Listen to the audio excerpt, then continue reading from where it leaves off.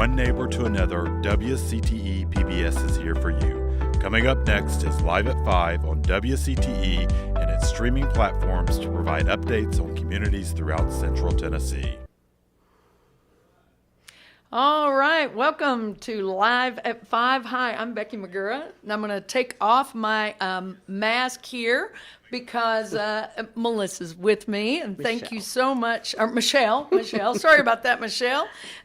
Michelle, you're with the Putnam County Election Commission. Yes. Honeycutt. Right. Yes. And Michelle, tell me, how is early voting going? Now, we always like to start with our mask because when you go to early vote, you have to have a mask as well, right? We can't mandate it, but we do strongly encourage it. Okay. But now all the workers have to wear the mask or the shield. Right. We want to remind you that we are live at 5 on Facebook, so you can tune in on Facebook as well as right here on WCTE or online. Michelle, tell me a little bit about how this year's election early voting's going. It just kicked off yesterday. Yes, it did. Very busy. It is about a 30 to 40 minute wait is what we've heard. Mm-hmm. So they're out the door and up the sidewalk to the health department. Oh, so wow. We're really busy. Well, I voted yesterday, and I think I only had a 30-minute wait. It wasn't good. Bad at all. Yeah, that's good. Yeah, you guys are really efficient and fast. What do they need to bring when they come to vote? They have to have a Tennessee-issued photo ID or a U.S. government-issued photo ID. They can bring the registration card along with that if they want, but they do not have to have it. But they do have to have one of the IDs. Okay, so passport or something Yes. like that, right? Yes, okay. yes, military card. Okay, very good. So an acceptable ID, you're strongly encouraged to wear a mask, but I understand that you're asking that the mask not be politicized. Yeah, Tell me about that. Absolutely. Well, in August, there were people that wore Trump or Biden mask, and it was okay because they were not on the ballot. Mm-hmm. But this time they are on the ballot, so we are asking them we're giving them the blue mask, and we're asking them they can cover it up. If they don't want to cover it up, they can take it off and change. Mm-hmm. But we'd prefer they just cover it. And most of them are. It's not an issue. That's awesome. Another thing that I noticed is you're really encouraging people to keep that distance of 6 feet. I know that's hard when people are lining up and they're wanting to stay closer together. Yeah, it does. It seems like they scrunch up. It's like everyone wants to get to the front of the line, so they keep scrunching up. But I've been out there a couple times today, and they've been pretty good distancing. So. How does this compare from, let's say, the last presidential election, which was in 2016? How does it compare?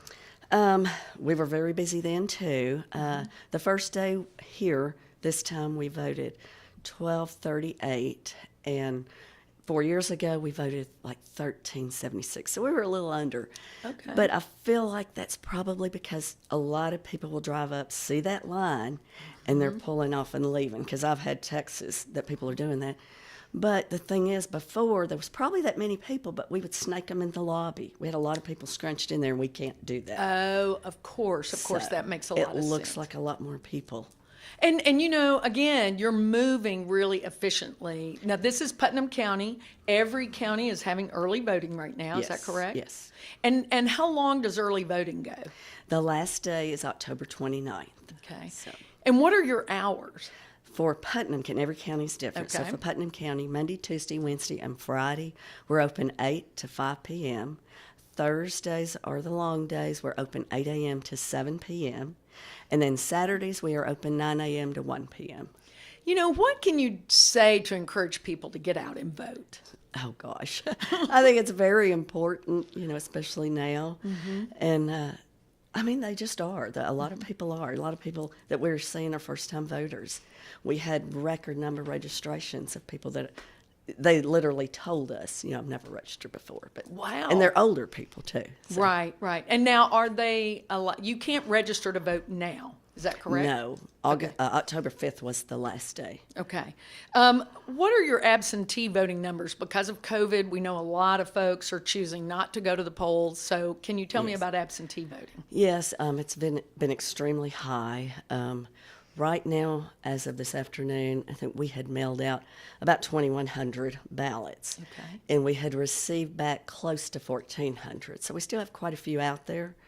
We like them to get back as soon as they can, Right. and we tell them, if you're going to request it, do it very early.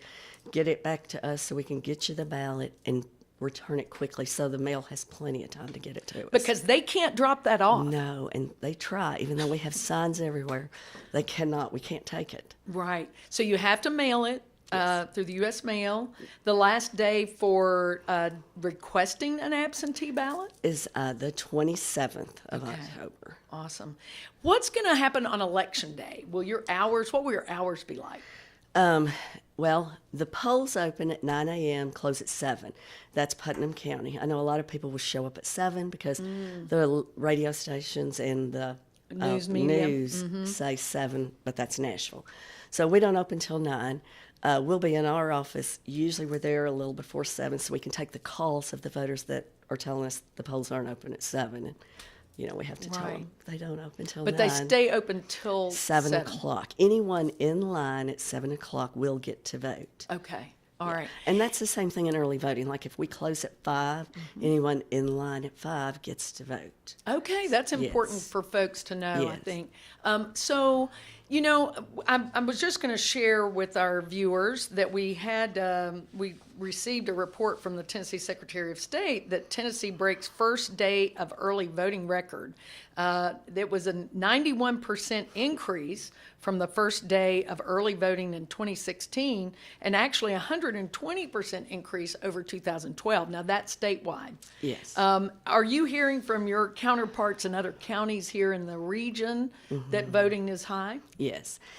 We had one of our microvote company representatives come by to see us today, and he'd been in the surrounding counties, and he said it's lines everywhere. He said everyone's breaking records. So. Okay, well that's exciting because what you want is folks to exercise their right to vote. Yes. Now, how many registered voters do we have in this county?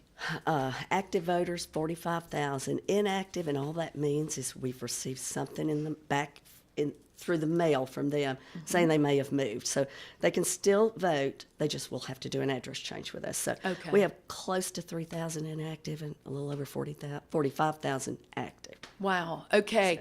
So again, it's really important. I know when I was voting, someone said, this is an important election. And I said, you know what? Every election is important. Yes. Because what you have to remember is so much of our day-to-day policy is really destined at the local and state level, it right? is, yes. So what would you say as the Putnam County Election Commission administrator, what would you say about really making sure that if you're a citizen of this country, that you just make sure you get out there and vote?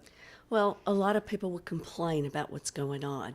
If you don't like what's going on, go in and vote. I mean, that's your only option, really. This is Michele Honeycutt. Michele is right here in Putnam County. You've got record numbers happening and early voting. Before we go off the air, anything else you want to share with them? I don't think so. I would just, usually the last 3 or 4 days of early voting, we're slammed. So I would do it early. We're not as bad. Saturdays are usually not as bad. So I would do it early. That's a good tip. So make sure you do that. I do want to share that we've got a couple of extra guests coming up tonight on Live at 5. So don't go away. Cookeville Regional Medical Center, Scott Lethi is here, as well as Sayoto Knight is going to be talking about Indigenous Peoples Week. And so lots to talk about right here on Live at 5. Thank you so much, Thank Michele, you for being with having us. me. And get out there and vote. This election season, stay informed with news and analysis you can trust. From Frontline, The Choice 2020, Trump versus Biden. Voices presents Latino Vote. The PBS NewsHour. Biggest day of voting since the COVID-19. Washington Week. Nation on edge. Amanpour and Company. This is a very difficult time. And Firing Line. Our election's going to be vulnerable. Get complete election coverage with these programs and so much more this fall only on PBS and the PBS Video app.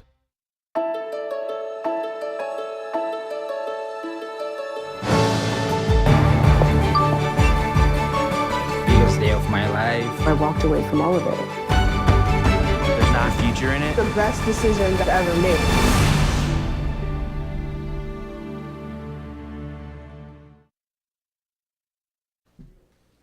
All right, we're really happy to have with us Scott Lethi. And Scott, thank you so much for being here from Cookeville Regional Medical Center. You're the Chief Nursing Officer, I believe. Yes, pleased to be here. At CRMC, and we're excited that you're here. And just want to get some sort of an update on what's happening with the coronavirus in our region and what you're seeing at Cookeville Regional Medical Center.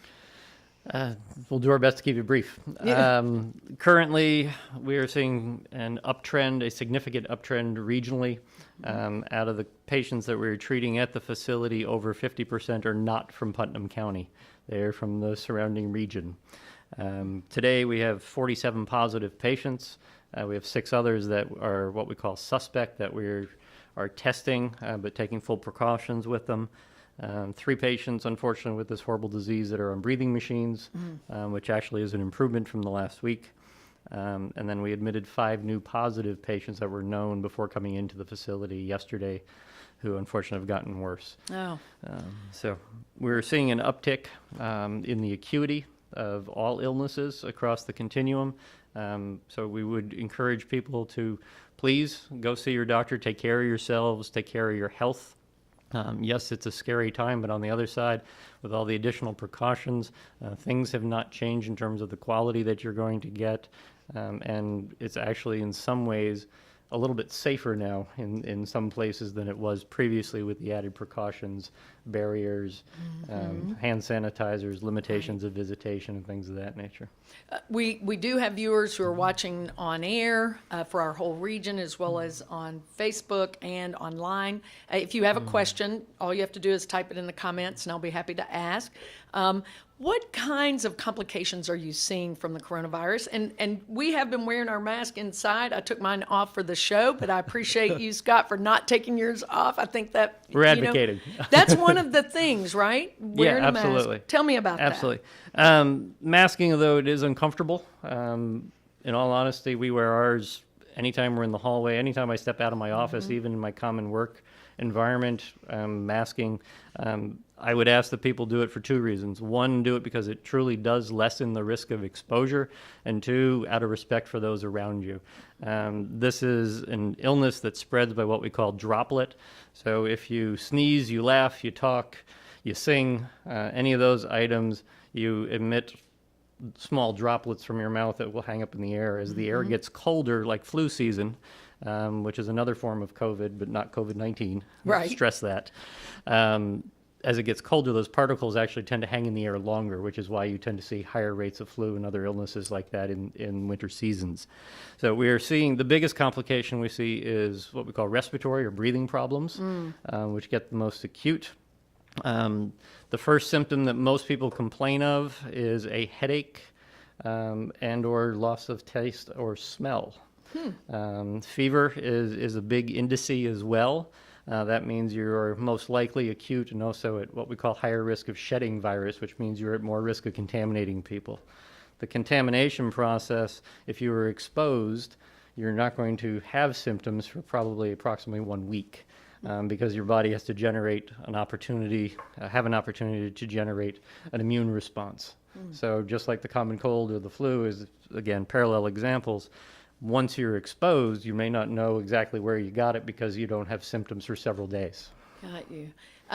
Very interesting what those initial symptoms are. Headache, because I think a lot of folks are confused thinking that it's going to be more flu-like symptom, but the loss of taste and smell, headache, those are things to pay a lot of attention to. Also, what is the capacity of Cookeville Regional Medical Center? How is this impacting your caseload? We have a dedicated COVID unit. We have since this whole unfortunate event started. So we have taken over what we call a step-down unit, which is intermediate care, not quite regular level, but also not intensive care. And then due to the high volume, we have overflowed into another area of what we call medical surgical. We have limited some of our surgical procedures still. We are doing lots of surgery and voluntary procedures and cardiac procedures and things of that nature. So yes, we are still treating patients, but we have less capacity for people to spend the night because we're making sure we have capacity and room, and we converted half of the intensive care unit to take care of these patients as well. Wow. Are you seeing an increase in numbers in younger people? I've heard of folks in their 40s, 30s, 50-year-olds who seem to be rising in numbers? We are seeing more incidents with younger people, but the majority of the patients we are seeing are actually getting older that are coming in with higher complications.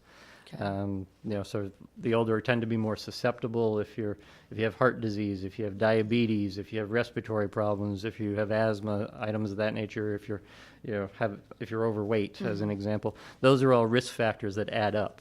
But we are seeing some younger folks come in. The most recent person I'm aware of went to vacation on Florida. And they come back, and 7 days later, now I have a fever and I have a cough, and it's turned out not to be seasonal allergies. Oh, wow. Okay. So again, be very cautious. Even if you're going out of town for some reason, be very cautious and use the same precautions that you would do at home. Yes. What can we do as a region? We've talked a little bit about what we could do to protect against the virus. What can we do to support our frontline workers, our healthcare workers? The biggest thing is the smallest thing, and that's say thank you. The environment in which people work in is very stressful because it is contagious. We do what we call full barrier precautions. So you have people, they're wearing items over their face. They may be wearing a face shield. They may have their hair covered. They're wearing a gown. They're wearing booties on their feet. Every time you go in and out of an individual patient's room, you have to take all of that off and all of that on.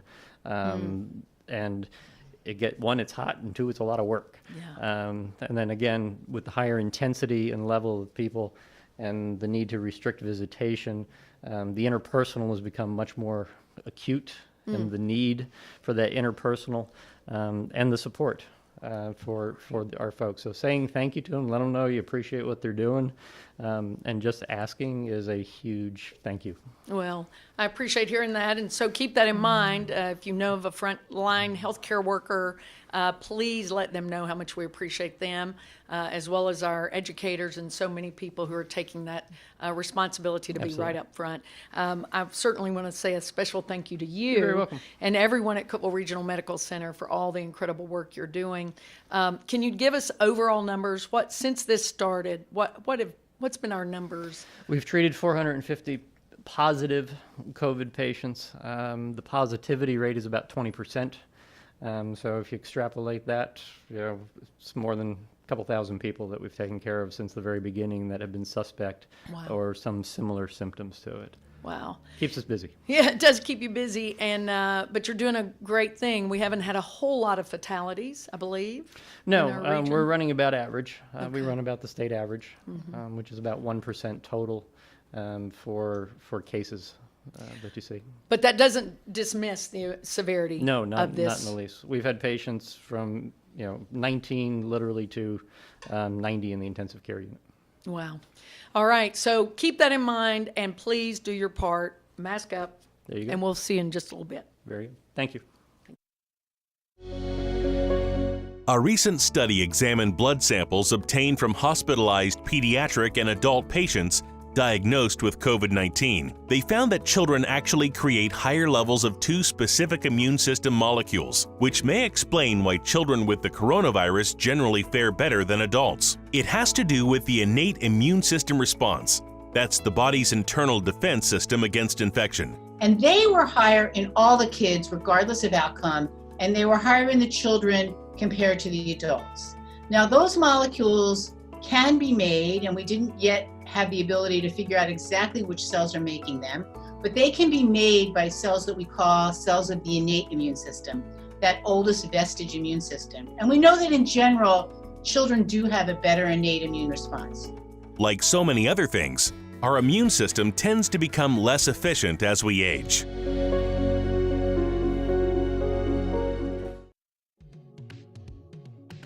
Hello, I'm Phil Oldham.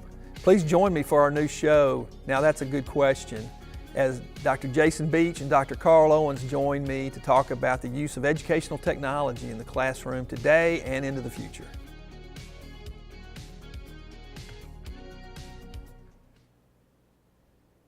All right, I'm Sayoto. I'm going to take my mask down just a little bit so that I can talk to you a little closer, but thank you for being here. Sayoto Knight is here to talk with us about Indigenous Peoples week. Monday was Indigenous Peoples Day. Many people in our country know that as Columbus Day, and we're going to talk about that. Yes. I do want to remind you that the show you just saw promoted, President Oldham's show there, that's going to air tonight at 7, so be sure and tune into that. And also, if you were looking for Sam Lefebvre from the Tennessee Tech group, Heart to Heart, he's going to be on next week. So they've produced a great video about wearing your mask and the importance of it. And let's talk first, Sayoto, let me ask you, you're Native American. What nation are you from? I'm the Cherokee Apache. Apache nation? Yes, ma'am. Yeah, Apache. Okay. We call ourselves the Inde. And a lot of the native language and words are lost due to the European and we call invasion. But either way, go ahead. Right. Well, why, as a society, are we just now really talking about Indigenous people? Good question. I think from our perspective, we are finally getting through social media and other outlets, we're finally getting a seat at the table that we've helped set for this nation many years ago, thousands almost. But through the genocide of the United States and the assimilation and other things that have pretty much set us back, have kept us from knowing the true history of this nation. We know it, but a lot of the everyday common American citizen doesn't realize that Christopher Columbus was a real bad person. Yeah, I think we don't study a whole lot of that side of the story about Christopher Columbus, and we think of him as, in fact, the term, I understand, Indian came from him looking for the Indies. That's right. Yeah, or he was. India. Yeah, he was definitely took a wrong turn, as we say. Right. And in that, he was sent on a conquest from the Queen of Spain.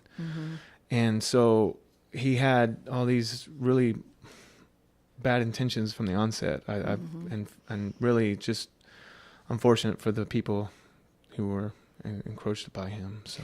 And the Native population, Native Americans, I so highly value the culture and the music and the dance and the language and don't forget the food. And the food and the food and actually the caring of the earth and the agricultural history of our country.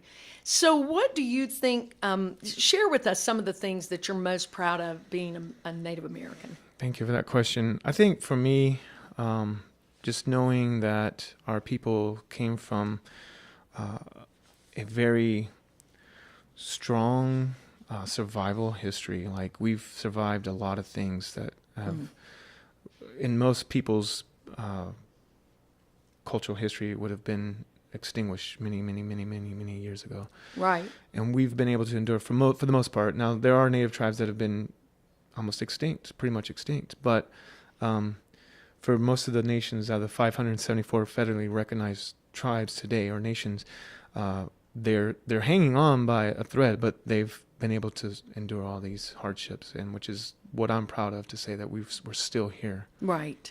How long have you lived here? I've lived in Tanasi, as we say, for about 25 years. Wow. Yeah, no, it's crazy. That's amazing. Yeah, it is. Well, I think in our region, so many are very proud of the Cherokee and and proud of Cherokee tradition and heritage here.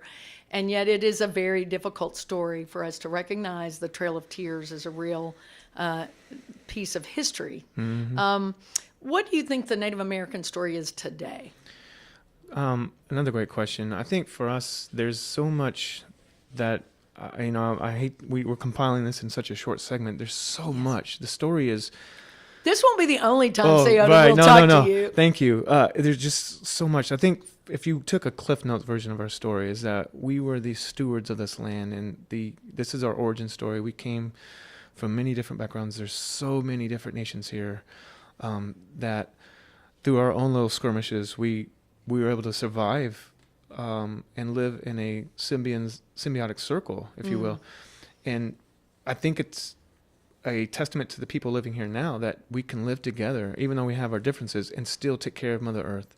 Right. We didn't have the pollution that is today. We didn't have the welfare or the infant mortality rates or the abuse to elderly people. We took care of our elders. So I think one of the other issues is that, we talk about like mascots, for example. Yes. And I've been a staunch proponent and advocate to change some of the mascots, and especially here in Putnam County, we have the All Good Middle School, and they've been trying to hold on to this racist mascot. And there's nothing that Native Americans today hold endearing or honoring the term redskin. And when you look at that brutal history and the etymology of that word, you find that today we're still fighting for our rights to be looked at as human beings. And so that's kind of the state that we're in. I think that's a topic that, because I know it's a very impassioned topic to talk about, changing someone's, because for many people who went to All Good Middle School, they see that as a part of their own tradition. Right. Without recognizing how offensive that may be to a Native American. So I think that is something that we would like to have a conversation again at another time. Absolutely. From both sides of that. Yeah. And when you talk with folks who maybe have that very passionate piece, whether it's that conversation or another conversation, what's your number one thing that you want them to hear from you? I think that if you take that same term and apply it to any other ethnicity, it would not be allowed. If we said the black skins or the white skins or the yellow skins or whatever you want to put in there, nobody would put up with that. And just because it was a term that was used to help kill Native Americans as a bounty, and somebody twisted it to make it look like it's something that is strong and brave, and it's not. And when you look at it, it's a demeaning term. It's derogatory by every means, and it brings up a painful history of what happened to our people, especially Apaches, because that's what they used to try to murder us constantly. Well, I really appreciate you being honest, and I think one of the most important things we can do is hear each other. Yes, ma'am. Take the time to listen. In the few minutes we have left, I want folks to know about PBS has we have a channel called the World Channel, and we have a lot of content there that will allow you to learn from Indigenous filmmakers. Visionmakermedia.org. You can sign up for a newsletter. It's called visionmakermedia.org. Also, I understand in the Mid-South, really, there's not one state recognizes Indigenous Peoples Week or Day. Right. And yet we have a lot of Native American tribes and groups, nations, Choctaw, Cherokee, Chickamauga, yeah. So Seminole, yeah. What's your vision? We're talking about Vision Maker Media. What's your vision for our region and Native American history? For Indigenous Day or just history? Well, Indigenous Day and also just celebrating our history. Oh, yeah.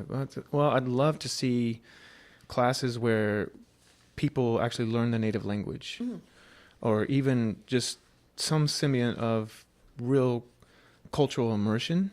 Like Canada's doing that. Some schools in Canada are doing immersion projects.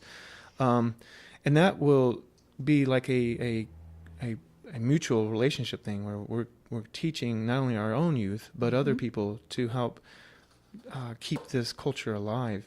And the respect within it comes is that people learn that there's so much behind our language and words that really have true meanings.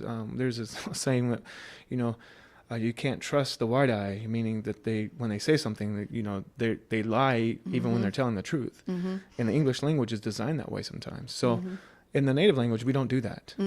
And we've kept our word on all these treaties, and every one of them has been broken by the United States government. So the vision is to have that and for us to learn that and actually live out these treaties and give back. Great. Thank you, Sayoto Knight. We're out of time. I wish we weren't, but we'll talk about it again. Thanks for joining us at Live at 5. Hey, mask up, go vote, and we'll see you again next week. From one neighbor to another, WCTE PBS is here for you. Join us again tomorrow for today's show to re-air again at 5 p.m. We will return with a live news show on Thursday of next week at 5 p.m. Thank you for watching.